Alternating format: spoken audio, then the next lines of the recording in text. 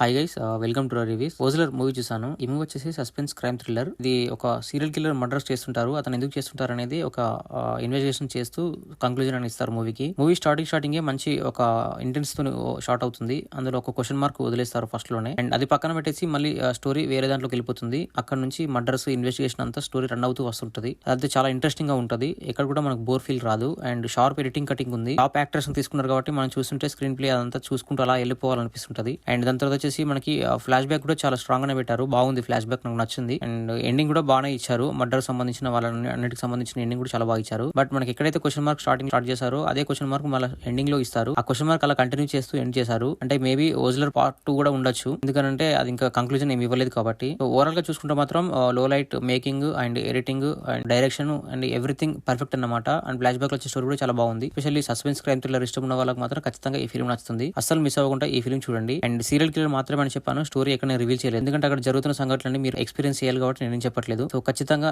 నా రిక్వెస్ట్ మీద ఈ ఫిల్మ్ చూడండి, మీకు ఖచ్చితంగా మీరు సాటిస్ఫై అవుతారు. సో ఇది గైస్ మన రివ్యూ. ఒకసారి మన ఛానల్ కంటెంట్ గమనించండి. నచ్చితే మన ఛానల్ సబ్స్క్రైబ్ చేసుకోండి. And thank you so much for watching my channel. Thank you. By by.